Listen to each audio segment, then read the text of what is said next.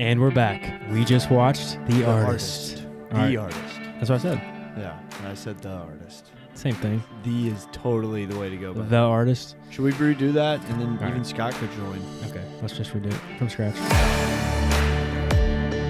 What's up, everybody? Welcome to the CRWN Cinema Podcast. In this episode, we are going to watch The Artist. This is a silent movie, French movie. This is Scott's pick. He's going artsy on us today. Yep. Silent, black and white. Looks old-timey. Yep. But Scott said it was good. That's good. In Scoge, we trust. We do trust. Came out in 2011. Has won an Academy Award, or the lead actor won Academy Award for Best Lead. Yeah. Yep. Whatever. Best However actor. you say that. I remember you told me about this movie before, Scott. I think we were haven't. in Chicago. You told me about it. Did I? So it's got to be good if you brought it up twice already. Yeah.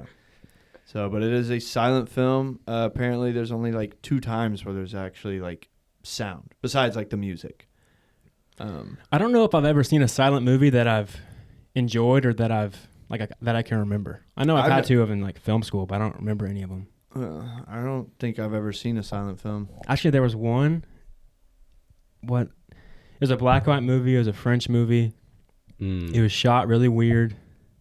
Yeah, that was for the French film movement. Yeah. What's that called? I don't know. French New Wave. Yeah. But I didn't like that one. That was kind of boring. I didn't like it either. It was about the dude in his apartment. He's shirtless half the time. He had like a girlfriend. Yeah, you just couldn't really follow the plot just because it jumped around so much. Yeah. Which is the point. Yeah. That's not what very this is. enjoyable. Not very enjoyable. But this one's good. Yeah, this one's not like that. It's not French New Wave. It's just a silent film. So like in Chicago, I remember why I brought it up because we watched Dr. Jekyll and Mr. Hyde. Oh, yeah. Yeah. So what is this about? This is about an actor. I don't remember. I think it's an actor who's like at the end of his heyday. It's from what I read, the main actor, he's like doing a movie with a younger actress, and she's like kind of becoming more prominent as sound is like coming into movies, I believe. Mm-hmm. Well, anyways, the main actor, he's married, but he's like kind of falling for this actress that he's working with, and he also believes that she's falling for him too.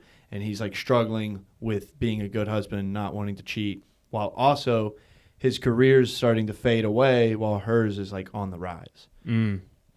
It's so funny that a lot of these movies at this time period, when it goes from like, silent movies to sound, all these dude actors are like, fuck, dude, I'm actually not a good actor. Yeah. Shit. Well, and we saw kind of that be represented in Babylon, one of our like practice podcasts that we did. You can find it if you look hard enough. Actually, I don't think I uploaded it anywhere. Oh, really?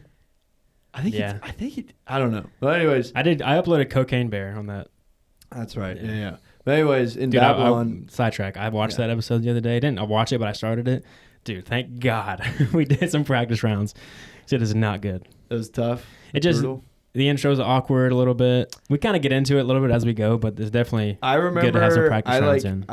I remember I was like doing a thing where like I was like trying to make a summary but like jokes, and I think it like kind of went over your head. Yeah, I didn't know what you were doing. Yeah, and I remember like sending it to like my sister and then another good buddy. One of the jokes that I said was, it was like, I don't know, like the bear like did like a lot of cocaine, and I was like, it really wasn't that much cocaine, and like it like kind of went over your head, and like I probably should have like prefaced like, this is not serious, like this is definitely like kind of poking fun or whatever. Yeah, you should. I'll send you the link. It's I don't know if I want to watch that again. But so we're watching a silent film, The Artist, and in this movie Babylon, Brad Pitt, Margot Robbie. Brad Pitt is like the guy when it comes to silent films. Like he is the leading actor in Hollywood at that time. He's so good. He can get blackout drunk and fucking perform. Yes, and honestly, that would make so much sense that you could do that back then. Yeah, you don't got to talk. You could just stand there, look pretty. But then as sound starts becoming more relevant, he kind of just realizes he really isn't that good. for sound. I mean, just, his voice isn't what people wanted or, whatever. And so, like, we've kind of see a story like this before. Mm-hmm. So it'll be interesting to see in a more incorporated, like, silent film.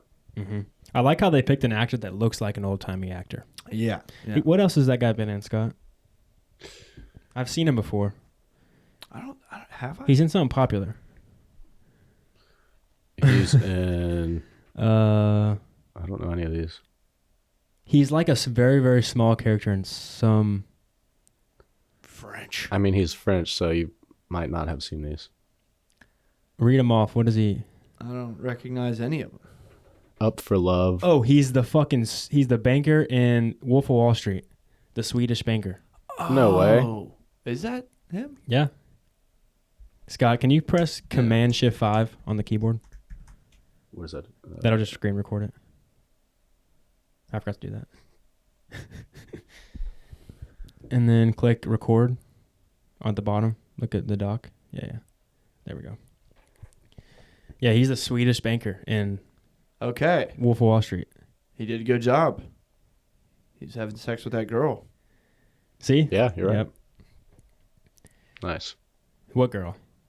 The one that was bringing all the money. Oh, the aunt? Like, the one that was like, no, he was not the rich aunt, but just, one of the other people. The one that Jonah Hill's like, honey, you got like $2 million like taped to your titties. Like, technically you do work for me. We should watch that one on the podcast soon.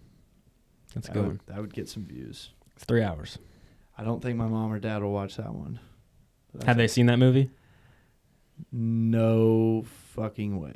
No, not a chance. Not even your dad? Nope. He doesn't like that kind of stuff. He doesn't like the raunchy stuff. Yeah, he's... anyways. But despite this being a silent movie, I did saw when I was looking at it, it made like $100 million. Wow. It's a good movie. How much? 130? It's a good movie. There's a little bit of...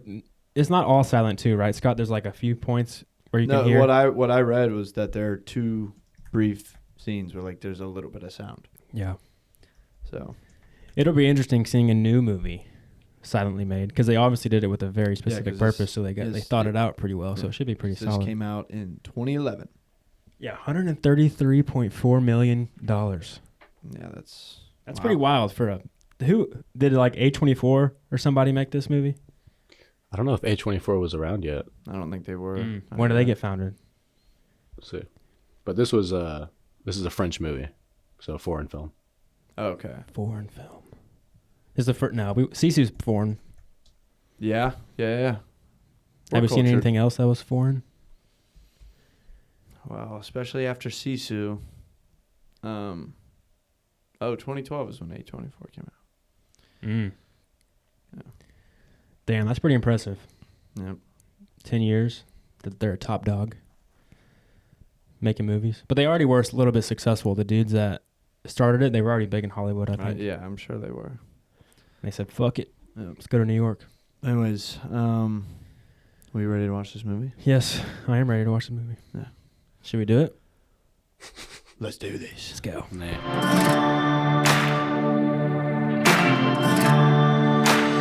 And we're back. We just watched The Artist. There we go. All right, Gray. What are your first thoughts on... Have you ever seen a silent movie before? This is my first one. All right. What are your thoughts on a silent movie? This silent movie. That is cinema. You liked it? That was a great movie. Great movie. I was a fan of it. Granted, it's Sunday right now. We just got through the holiday of Thanksgiving, so I'm a little tired, and so the silence and just the music had me a little sleepy. It had nothing to do with the movie itself, though. But I stood up, and I just sat on a stool instead of being reclined. And it's a great movie. I am a big fan of it, and obviously it's risky to do something like that, considering silent films are pretty much dead. Yep. But this was good. It was very creative, good message, good story.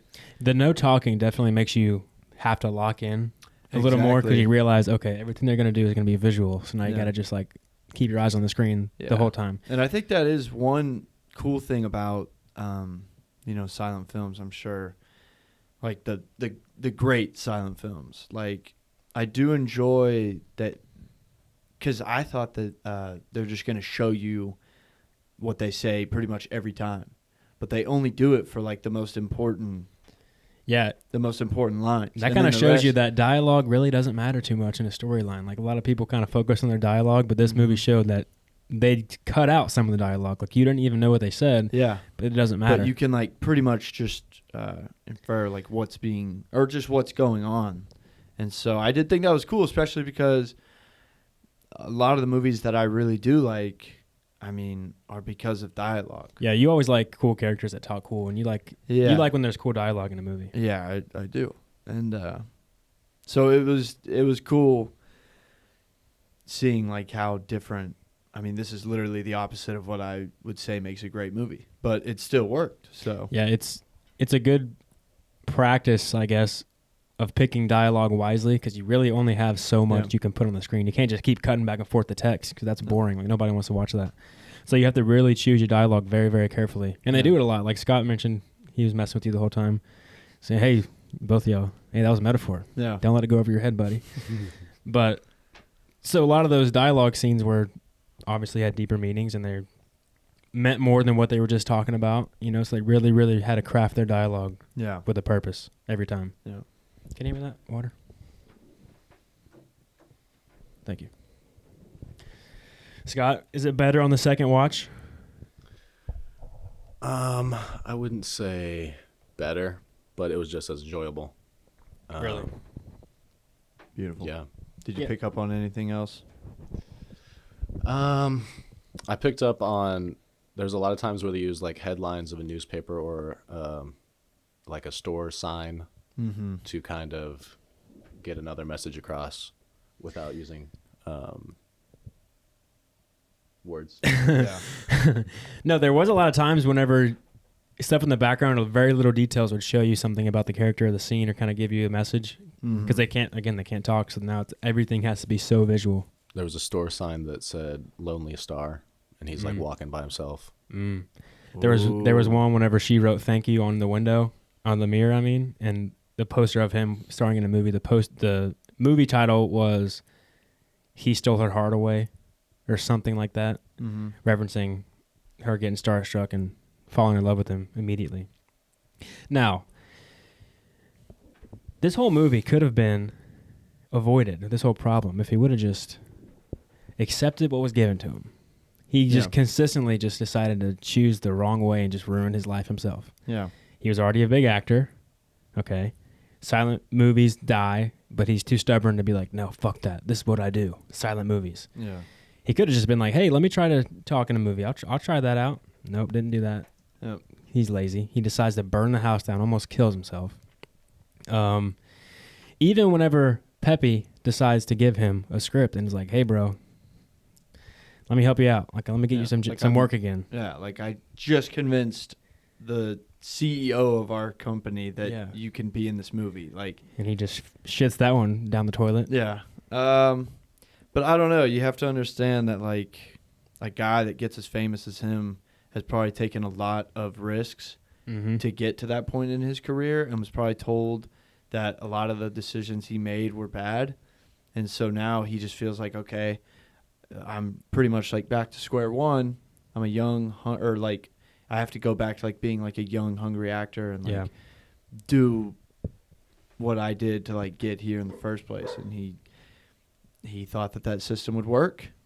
It did not. He just got really lucky that he was able to make a young fan fall in love, and also she becomes this superstar. What are the odds? Because she's not stubborn. She's willing to kind of take risk and be like, sure, I'll try that out. Yeah. I'll do that. Yeah, she'll get up there and, like, you know, we need 3 dancers, and she pimps that out. Yeah, the whole movie is really about setting your pride away to make art, to be an artist. You got to set your pride away. Like, forget your pride about you being proud of yourself and this is my way, it's perfect. It's not about being famous. That's not why you're doing all of this. Like, you're just trying to, That's not what this is all for, but... And you notice that, too, from her. She gets very successful because she has very little pride. She's not... The first movie she's featured in, her name is misspelled. It's Peppy with an I at the very end. Yeah. She doesn't even bat an eye. She's like, oh, look, they put my name up there. Yeah. She's happy to be there. And then they finally start to move her up, and as time progresses through that montage where it shows her kind of rising through success and her name getting moved up the credit list until it's at the very top, her face never really changed. Like, she was just as excited when she first saw it for the first time, misspelled at the bottom of the page, than she was when it was starring. You know, she didn't let that ego get to her head. Exactly. Like the very beginning of the movie is super egotistical. Like he is the fucking star. Yeah, it's me. Yeah. They come to see me. Yeah. They don't care about this movie. They care about me. Yeah.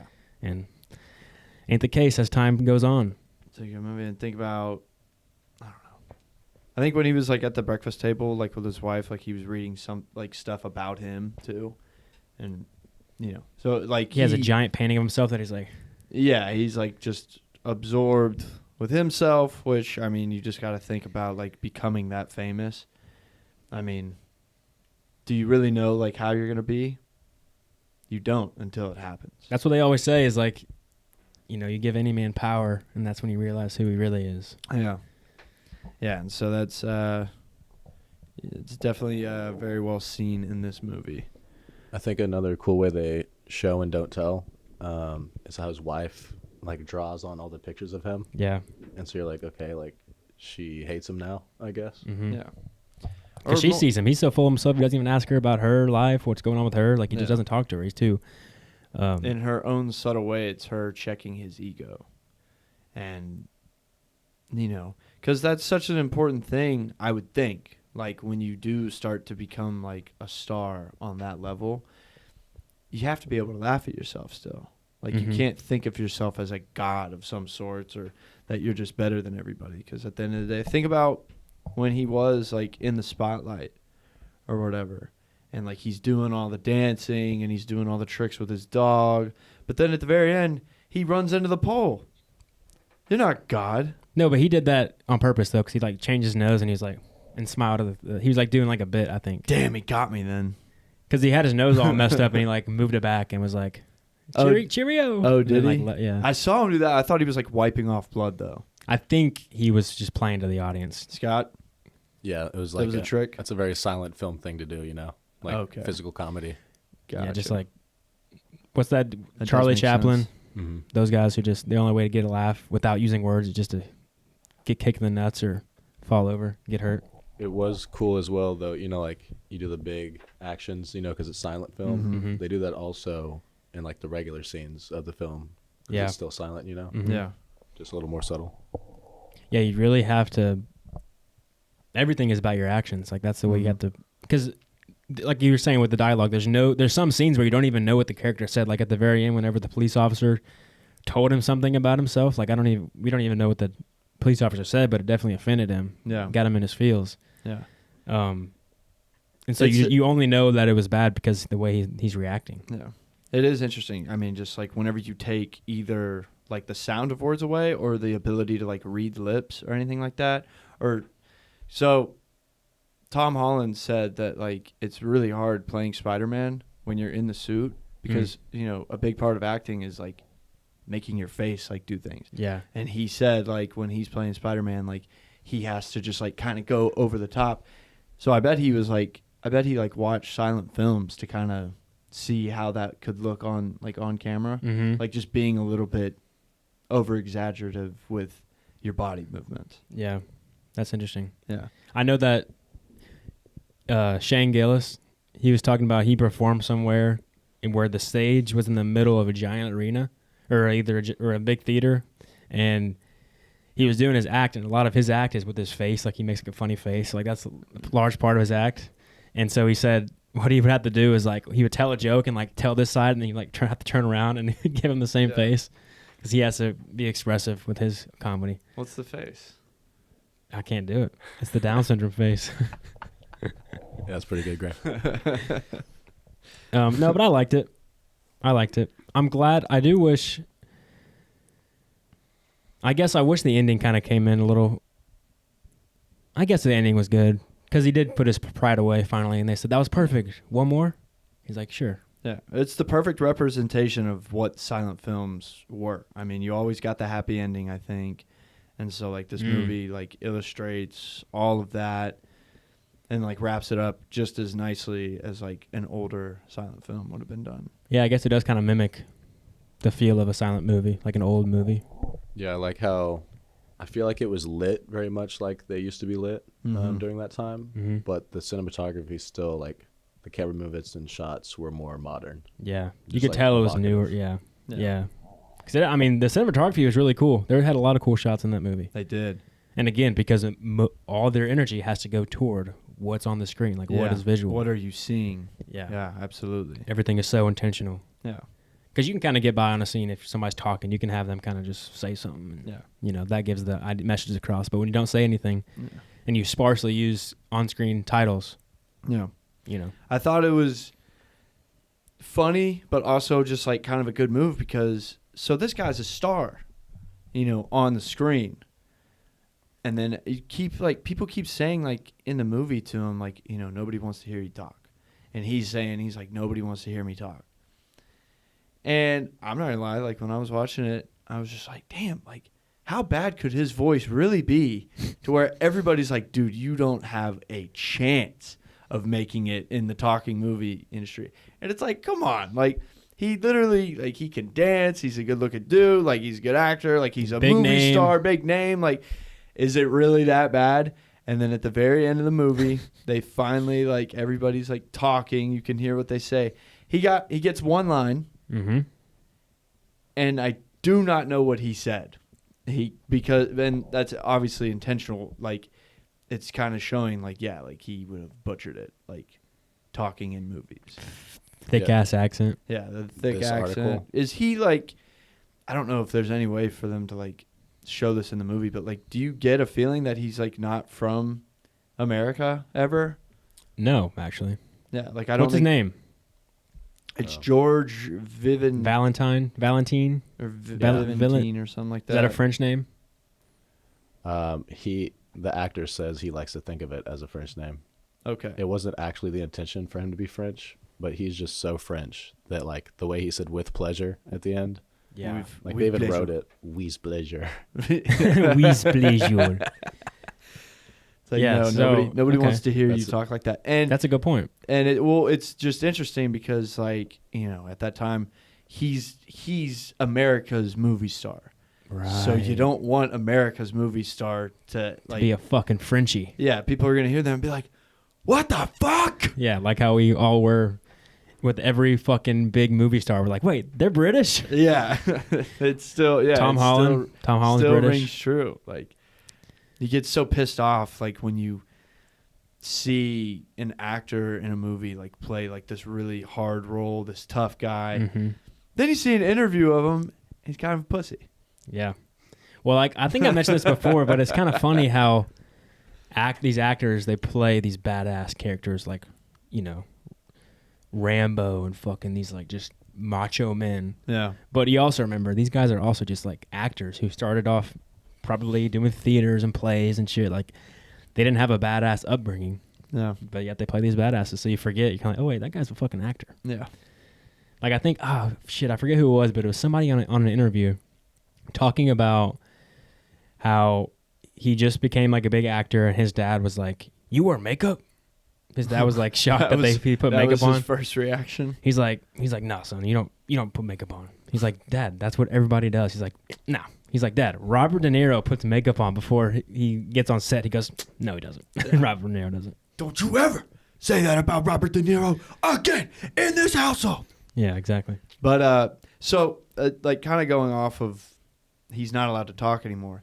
I'm sure that was actually, like, just the big reality of Hollywood at that time. It wasn't just like so-and-so, like, can't be in this movie because, like, he's a bad talker. Like, it's probably all of them cannot be in talking movies because they've been doing these silent films for so long that the audience they've been, like, you know, getting towards has already imagined what their voice sounds like. Like, every single person already has decided what they're going to sound like. Yeah. So it doesn't matter if you actually, like, have, like, a decent voice or not. Like, no matter what, the audience more times than not is going to be disappointed by what you actually sound like. Yeah, but although I don't know if that's such a big problem, because you think about when you read a book and then that book becomes a movie and you already have the characters, imagine in your mind, and you see it, you're like, oh, that's not what I imagined them to look like. Yeah. But you do quickly get over that. Yeah, and you could be right, but that is like a book, like you actually like see this guy, like he's not imaginary. Like I think I get the point you're trying to make, but I think there is still like the distinction of the fact that like they do see what he looks like and like his personality, like through like the way he moves and stuff. Yeah.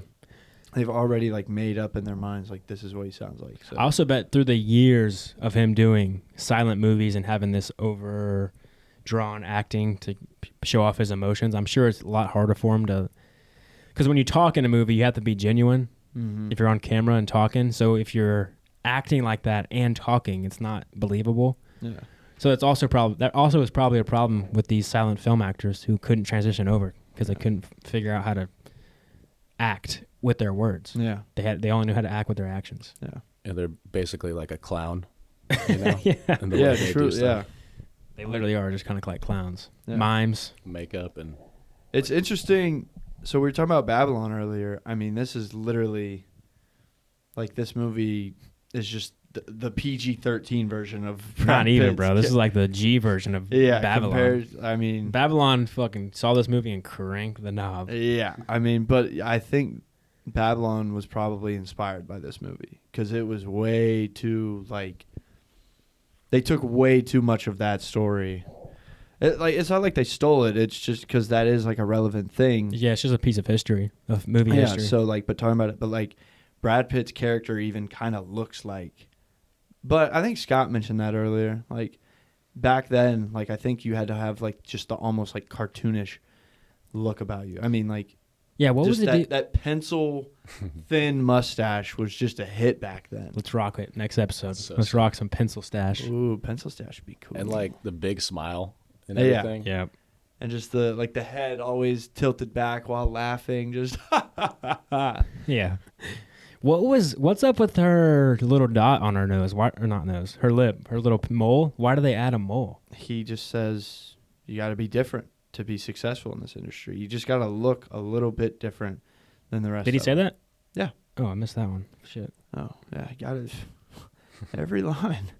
It's important. I know. Damn. I guess I looked away. Yeah. He says, like, if you want to be successful in acting, you got to look different than the rest because that's all he knows.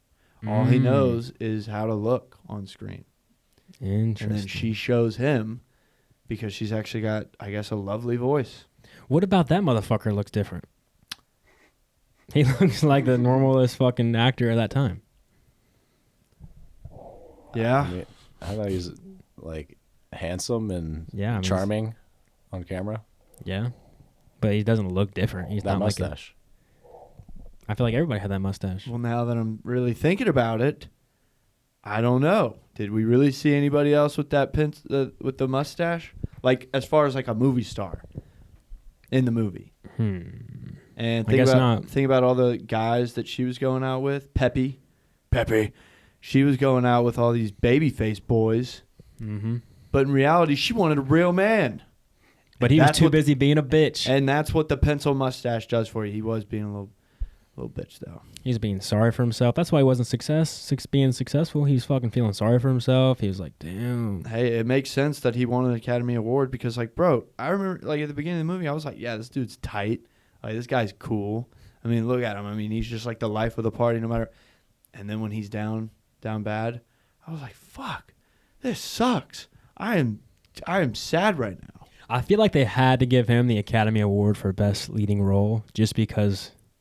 He only acted, right? That's such a risky role to take, and like it's so hard to do. Like, and it'd be like, dude, I fucking silent filmed, acted, and I didn't win a fucking award. Yeah. You know, like you like picked a silent movie to do because it's like really has to show off your acting and your facial expressions, and you don't win the award. Yeah. Like, I feel like they had to give him that award. Not if it sucked, but I thought he did really good. I mean, for leading role, that doesn't mean that's not Best Actor, is it? Or is it? It is. Yeah. Oh, Best Actor in a leading... Oh, because they have Best Actor in a supporting role and that kind of stuff? Yeah. Okay. I see. Yeah, he definitely reminded me of his character in Wolf of Wall Street. He kind of plays the same like happy, cheery guy.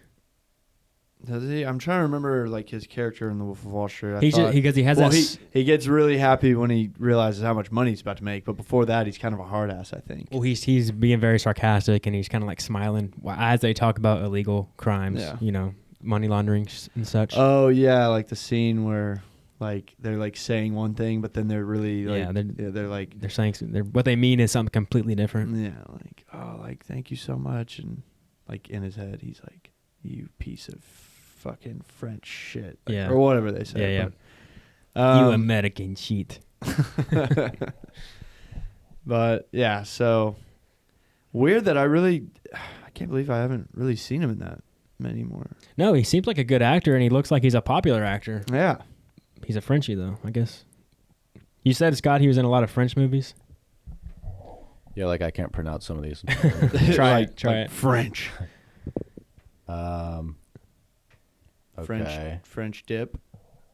L'abri des regards indiscrets. That was the most fucking Spanish French pronunciation.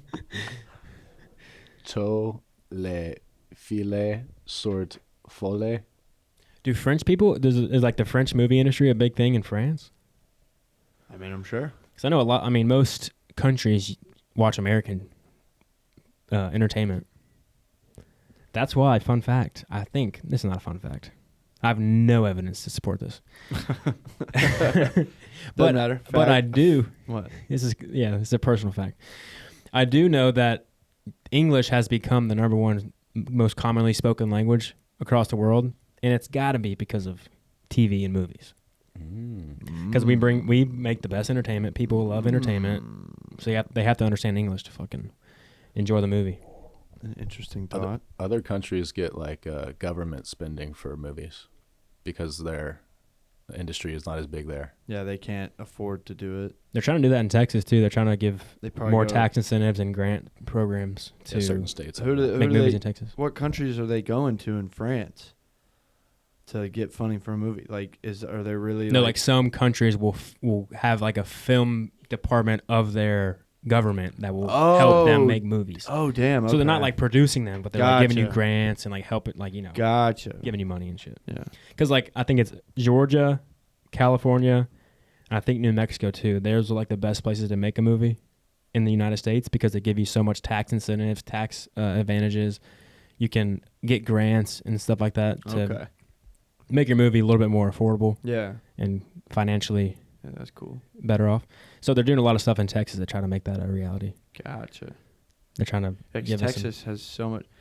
Fun fact: 48% of the United States is uninhabited. That's a lot of room to make. Can we fact check that? 48%. Yeah, I believe that. I don't think it's quite 50%, but damn near half of America is just not touched. And people talk about overpopulation. Have you ever flown on a plane? Yeah, truly. I mean, you can see, so it's pretty nuts. Am I right? Or is it more? It says 47%. 47% remains unoccupied. Now, you have to also consider that probably, I'd say, maybe 10% of that is mountains that you can't live in. Right, yeah. But, like, think about Iowa, Idaho. See? You forgot about Idaho until I just told you. But I bet you could like somehow find a place to go shoot like a movie scene. Yeah, Iowa. I mean there's a lot of land. Yeah, anywhere.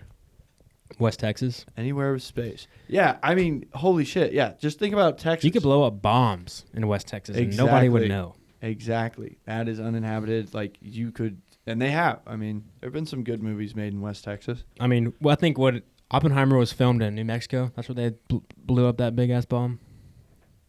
Or the TNT. That sounds right. Nevada, maybe. Probably New Mexico, though. I know one West Texas movie. It's the one with Jake Gyllenhaal. Brokeback Mountain. Nope. Did not see that one. Maybe we'll watch that on here. No. That's not. It might be Nocturnal Animals. But anyways, the whole movie's like in West Texas, and like I just thought it was cool, like seeing it because I was like, damn, like there's a chance that I could have been on this road before. Is No Country for Old Men filmed in West Texas, or does it take place in West Texas? Pretty sure. Yep, West Texas. Boom. That's one of my favorites. We got to watch that one. We do need to watch that one. It's really good. Yeah. Yeah, I liked it. I like this movie. This was good. I can't wait to tell my parents about this one. This is their kind of movie? Honestly, I remember my grandpa like watching silent films, but there's no way in hell he could have gotten me to sit like as a kid and like watch a silent film. Yeah, not when the Fast and Furious movies are just rocking and rolling. Yeah, I will say, now this movie was good. However, a not silent movie is much better. Yes. The only reason this movie works is because it's just like perfectly done. Like the story, the subtle hints that they give you. The like, silent film part is part of the whole entire, method to tell the story. Yes, like it's not just for fun. It's for a reason. And it's interesting, like you're watching these people watch a movie with sound, but you don't get to hear the sound, and you still like kind of whatever. Like they did some cool stuff, like the dream scene when he has the nightmare. That's one of my favorite scenes ever. Honestly, I love that. Like that was like just kind of genius writing to me. Yeah, it's kind of like if you don't change to this sound, and like sound is becoming a thing, nobody's gonna hear you. Nobody's gonna know you. And so I thought that was like a really cool, because like there's so many movies where they do dream worlds, and it's so like the message can be interpreted so many different ways, but I kind of like it when you actually finally get like a dream scene, and it's just very clear like what the message is of the dream. Like that was nice, because I think that's like kind of hard to do, to actually make a dream to where like everybody understands it. Yeah, sometimes it's just too deep, or exactly. Like it's like you gotta assume some things to be able to figure it out. Yeah, and obviously if you go back and watch it, like you can pick up on more whatnot, and I get that, and I appreciate that, but this is like a cool, paying respect type movie, and I just thought it was really well done. It was good. I did enjoy it. Yeah, like I could watch this again. I really could. Like, and it's nice that it's not too long. Like it flew by, despite it having no sound and just having the music behind it. Yeah. So I mean, it's only an hour 40. But like, I mean, you pretty much like get in the rhythm of it. Like honestly, by the time, like when he's doing this whole spotlight thing, when he's not sharing it with the girl, like, I'd already laughed a few times. I was like, all right, like I can tell that this movie's gonna be like smooth, like it's gonna be good, like, and so, yeah, cool movie. Yeah. All right, what you guys got? I was gonna say, it'd be really cool to like make this movie, because you get to play with the medium of silent film, like because they couldn't do that dream sequence back then, but you can do that now. Like with everything we know now, you can kind of apply it. Yeah. Also, like the title card bang at the end. Yeah, that's one of my favorite parts. Again, smart. Yeah, just really good writing. Yeah, it's cool having a different medium, I guess, of film, and you can play with these different tactics now. Because, like, in a real movie, you can use sound, right? You could cut to a gunshot, but then the gunshot doesn't really sound like a car crash like it does in this movie, right? But you can use that car to hide some things, trick your audience a little bit. Well, I bet that there's a silent film that was made like in the 20s or 30s that they're like paying homage to. Maybe that. I'm sure that was something that was like done. Because I think I have seen that before in a class or something. Yeah, because with silent films, like you did have to get way more creative with like the shots and all that, because like obviously there's no sound, so you have to like make up for that in a lot of different ways. And so what did you not like about this movie? I couldn't hear what they were fucking saying. So yeah, sometimes I did wish I knew what they were saying a little bit. No, like when they wouldn't show the cue card. Just it's not even not liking anything about it. It's just obviously it's my first ever silent film. That's the most different movie I've ever watched, and so I don't have like complaints. I Really? mean, my only complaints would be exactly like what they're like trying not to do. Yeah. I think it would have been. I'm having trouble putting words to this, but You'll find the words. I think I wish it would have been at the very end. I wish he would have, because his pride was his downfall the whole time, right? But you don't really feel that at the end. Like he just kind of like, all right, fine, and then it was successful, and he's back in it. Yeah, And it's like he's back in the spotlight. Yeah, like dude, you have fucked up so much. You should be paying for that somehow. I know he almost killed himself, yes, but then it was a quick turnaround to you're back on set. So I wish there was a little bit more of a hard-hitting ending that kind of either made him really earn it or he had to really put his pride aside in order to get the job. He just got a handout. Exactly. So okay, I see what you mean. We don't really get to see if he really learned his lesson. Right. So a little bit with that line when he said, they said perfect. Can we do one more? And even though he said perfect and you did a great job, it's like sure, I'll do one more. Yeah. Even though I know that was great, I'll do one more. So him kind of putting his pride aside, but yeah, I mean he's just never going to be as big as he was. Yeah. So. And his only saving grace is tap dancing. Peppy. That's a saving grace right there. Yeah, he really did give him handouts the whole movie. So I'm saying, I know he's not necessarily going to be as big as he ever was, but she's the movie, she takes his place. She is the movie star of America. And now he's tap dancing with her. And they, most people would probably already recognize the name. And then, so maybe he could become really famous again, potentially. Yeah. But yeah. So that's my one complaint. I wish the ending had something that kind of drove home that message of just this dude's pride fucked him up. So just wish the message was delivered a little bit better at the end, just to kind of clear it up, because it's just oh sweet, because if you're just kind of watching it surface value, the ending's oh well, that's it. He got the job, sweet, cool. Yeah, that's it. After all that turmoil and all of him just turning down every single opportunity he had to make something of himself or fix a situation, he just decided to say, nah, I'd rather be miserable. Attaboy, Georgie. That's my one complaint. What about you, Scott? What did you not like about this movie? I think I liked everything about this movie. Really? Yeah. Yeah, I don't think I have any complaints. I think it's I always forget that in these old-timey movies, they never kissed. They always just give each other hugs. Is that real? I think yeah, in those movies. And then honestly, I've definitely seen plenty of John Wayne movies, in black and white, where you don't get makeout scenes, because back then I think that was it just made people uncomfortable. No, they would just kiss really hard. Yeah. Or you just get the one just press. Yeah. Just white lip your lips. Yeah, but there were just a lot of movies where I'm thinking, especially with the holidays coming up, It's a Wonderful Life. Mm-hmm. They do the same hard kiss that Scott's talking about, and then they do it, and then they just hug each other. Yeah, I love you so much. And it's whoa, he just got back from work.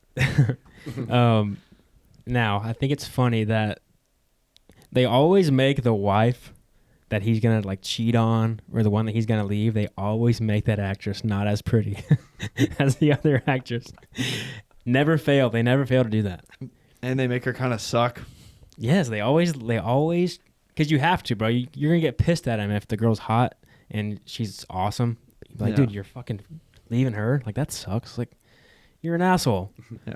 But when it's an uglier chick, you're it's all right. Dude, that was so bad. I can't believe when in the beginning, because obviously he meets Peppy, and so I thought that was him meeting his wife initially, mm-hmm. And then when he's at the breakfast table with his wife, I thought that was actually his mom. She looked older. I was no, come on, dog. You're the biggest movie star on the planet. No way. No. But yes, intentionally done, I'm sure. Because that's probably what they did back in those movies. Because you don't want the audience to hate the main character. You want them to love him. Yep. You want them to know that like he's got like struggles or whatever, but like at this point in the movie, like he's just like glowing and everybody loves him. Like he lights up the room no matter where he goes. And I think the silent film helped him out because him being that egotistical in the beginning, because you see it visually, you don't hear him talking about how awesome he is or how he feels about himself. You see his actions. I think it's a little bit more easier to be on his side. Because if you were to hear him talk about himself and like constantly be saying, "I'm the best, I'm awesome, you guys suck," they're here for me, you'd be like, "Fuck this guy. This guy sucks." All you see is how successful he is. Yeah, so I feel like the silent film aspects helps you like him. Yeah, see, in the beginning, never-ending genius to this movie. It was very smart. All the decisions were. If you really just go back and see, like, break down like every scene of this movie, you can tell like how intentional everything was put on that screen. And so I think that's really just incredible writing, obviously. Yep. So when you write a silent movie, you have to just like say what they do. I think it's like that. I don't know if you told me this, but you should be able to write a script and then fill in the dialogue after the fact. I've heard that before. Yeah. That should be your last step. Just then this you craft is the basis of that. So yeah, so like you cook, like if you're cooking, like the movie's like food, you like make the dish and the dialogue just like the garnish on top, just to stylize it, make it a little bit prettier. Yeah, like some of those scenes where they're talking, but they don't do a title card. You like know what's happening. You don't really need to know exactly. Yeah. And so that's what I was saying earlier. It's like that's how you just know dialogue's not that important in the movie. It really is not. People think it's like you have to have good dialogue and they focus on the dialogue, but really you don't. Yeah. And this movie is a perfect case of that. Yeah. All right, Gray, what are you rating this bad boy? Like I said, I really liked it, and I liked how everything was intentionally done. And where's the butt?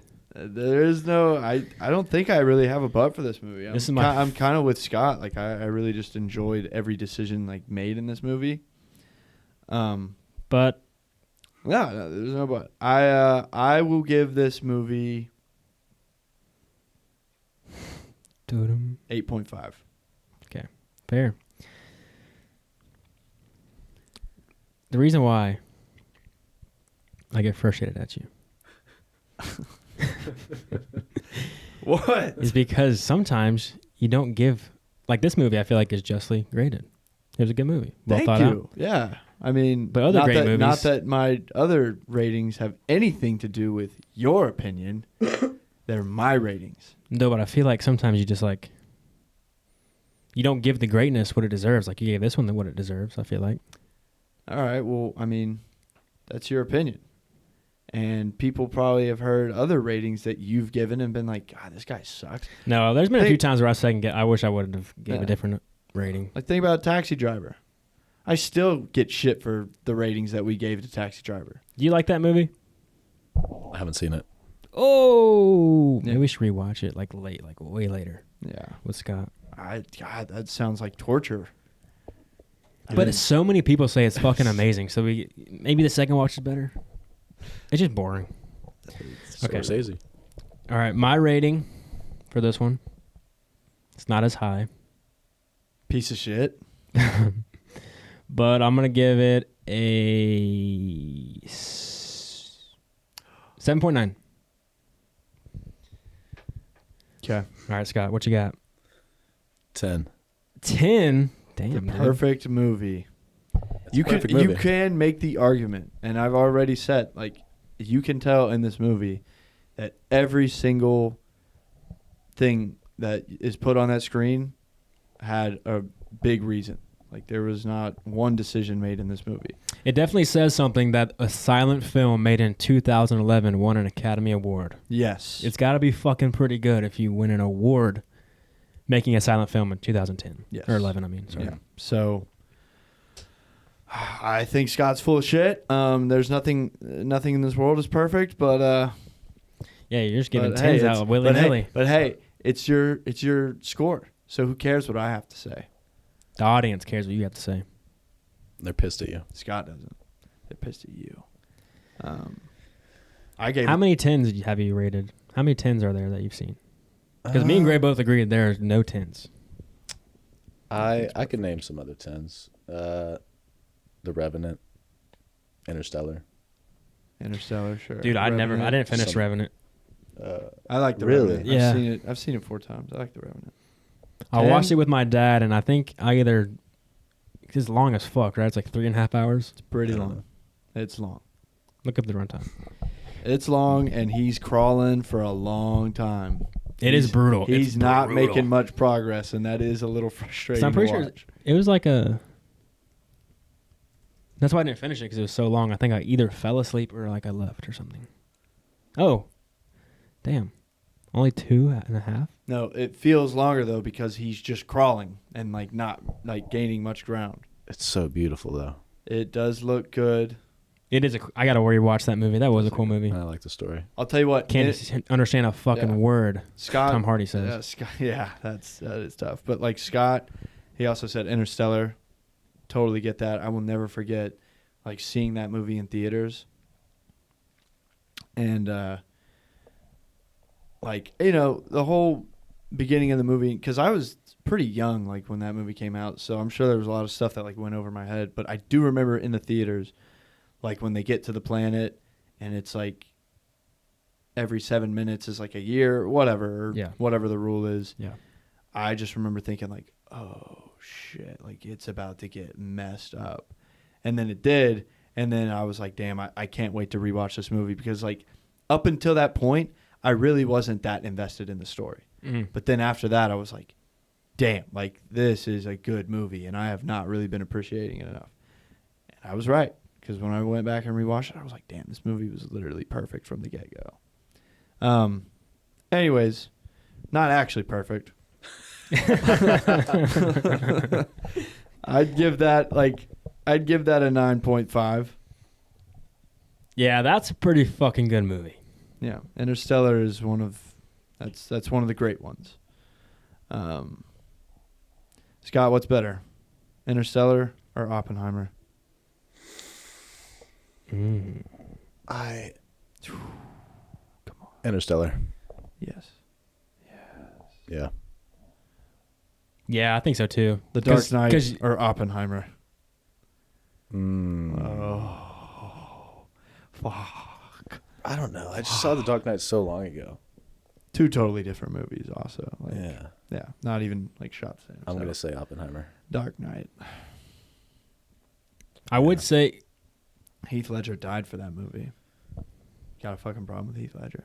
I think everyone in our generation would say Dark Knight over anything. It's just more badass. Usually that usually helps out. Yeah, that's true. Because most people watch a movie for the enjoyability. Yeah. Like, was that fun to watch? Ooh, is that a word?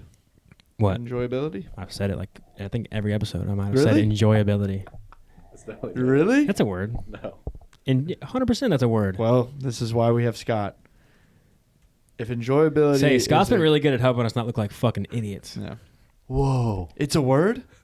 Yeah. Duh. Enjoyability is a word? Dude, I said that so many... I say that. I talk about how, like, enjoyability is a factor when I think about rating a movie. Like, if a movie was, like, really well made, but it was boring as fuck, I'm like, eh. That's so weird. Where's the rating? Like, I'm just now, like, hearing you say enjoyability. I'm just like, that doesn't... But that's just how it can be sometimes. Like, you say a word so many times, and then you're just like, damn, this is not a real word. What are words? Who directed this movie?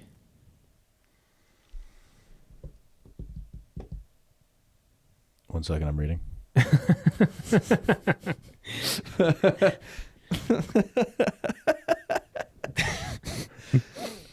I'm just looking up.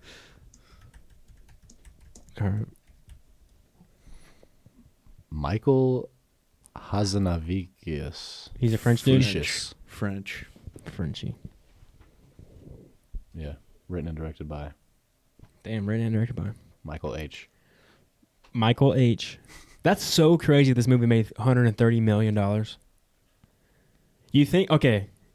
I wonder if it made the money before or after it got the award. Well, I feel like you have to make some money on it to win an award, right? It's got to be popular. It's got to be like a big hit. Definitely, it was probably a hit at like a festival, like a short film festival, and then obviously like Weinstein got a hold of it and like can market the shit out of it. And so, I mean, yeah, it went to Cannes. Yeah, and then it probably killed there. Harvey Weinstein or whatever his name is bought it, and then probably not him. He's old as fuck. He was old as fuck. Is he dead now? Is he still alive? He's in prison or dead? I feel like he died. I don't think he died, but I don't think he's in prison either. I remember his court when he's walking through the courtroom. He just looked like a deathly old man.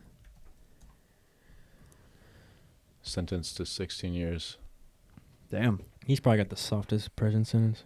But also, this said it got a moderate boost in the box office after the awards. Okay. What does it say what a moderate boost is? No. I mean, if you want to do the math here. What does it say? Can you read that thing? The artist grossed 44 million in North America, along with 88 million in other territories, for a worldwide total of 133 million. Oh, so it really didn't make that much money in the U.S. Yeah. It only made 40 million and 80 million overseas.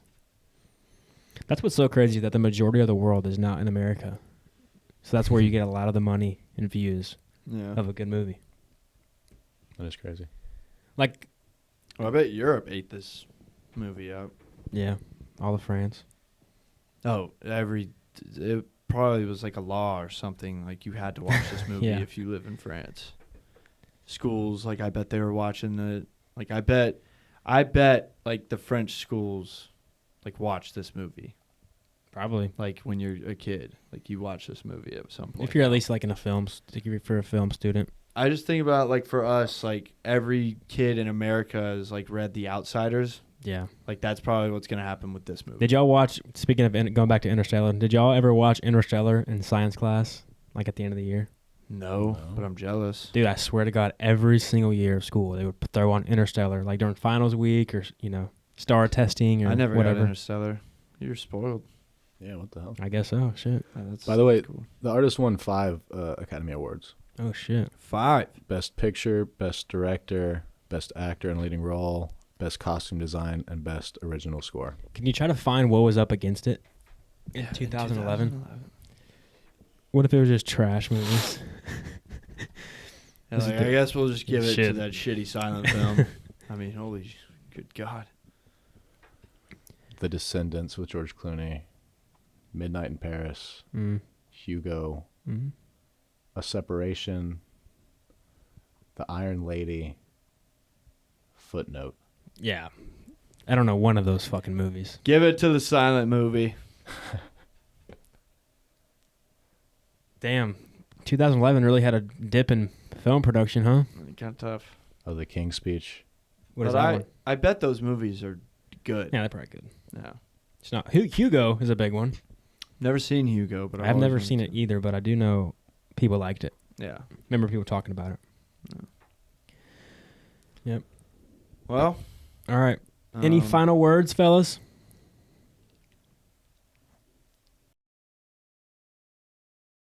Nice. You like that? Scott, any final words on this bad boy? I give it a 10. Reaffirming the score. All right. All right. Thank you guys for listening. If you want some cool merchandise, go to crowncinemashop.com to get some hats and some shirts. Subscribe if you enjoy the episode. And I'm going to end this one with a song. I'm not going to sing. Scott's head whipped around so fast. No. Our buddy Lane Hunt dropped a new song. That's right. So let's go ahead and roll this thing out. Scott, could you click the music icon down on the dock on the computer? Yeah. No. Just with the mouse on the dock. Oh, my bad. And then you can click play at the top.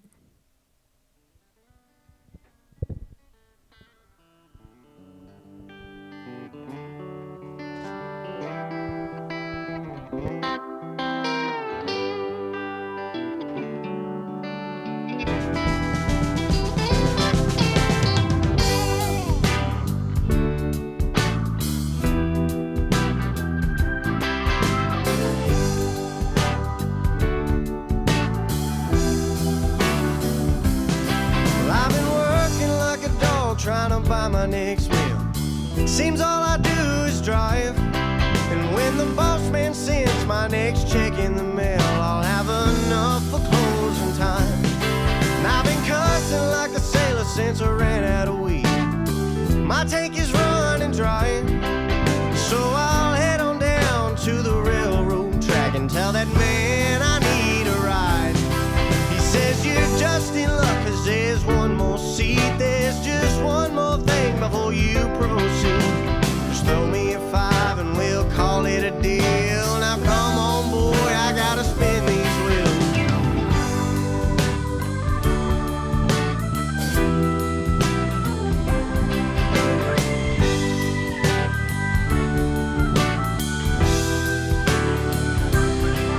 So I sent him off with an empty seat, 'cause trains are long and it's hard to see on a moonless night. I'll jack a car with ease. And that train rolled out about 12 o'clock. And right at the end there was an empty box. So I jumped in, headed anywhere else. And I jumped off right at 100 miles and saw a blue-eyed blonde with a big old smile. Little did I know that girl would rock my world. Cheated and she lied, and I'm tired of staying up all night. Oh, I wish this house felt like a home. 'Cause I've been working like a dog trying to pay our bills, and all she does is cry. And when the boss man sends my next check in the mail, well, she won't be satisfied. And I've been cussing like a sailor since I ran out of smoke. My tank is running dry, so I'll head on down to the railroad track and tell that man I need a ride. He says you're just in luck, 'cause there's one more